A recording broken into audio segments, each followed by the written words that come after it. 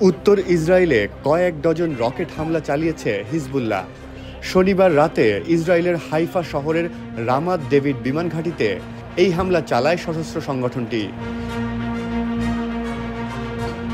এদিকে রোববার Israeli iron ডোম তৈরির প্রতিষ্ঠান রাফায়েল কোম্পানির কার্যালয়ে ক্ষেপণাস্ত্র হামলা চালিয়েছে হিজবুল্লাহ।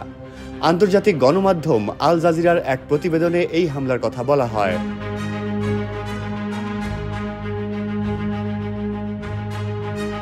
হিজবুল্লাহর দাবি, গত সপ্তাহে লেবাননে পেজার এবং ওয়াকিটকিতে বিস্ফোরণ ঘটিয়ে হামলা চালানোর জবাবে পাল্টা হামলা চালিয়েছে তারা। সংগঠনটি আরও জানিয়েছে, কয়েক ডজন ফাদি-1 ও ফাদি-2 ক্ষেপণাস্ত্র এবং কাতিউশা রকেট হামলা চালিয়েছে।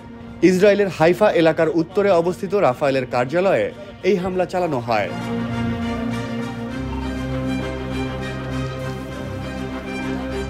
রোববার মধ্যরাতে উত্তর ইসরায়েলের সতর্ক সাইরেন বাজানোর শব্দ শোনা যায়। দুই দেশের চলমান সংঘাতে ইসরায়েলের গভীরে এটি প্রথম হিজবুল্লাহর রকেট হামলা।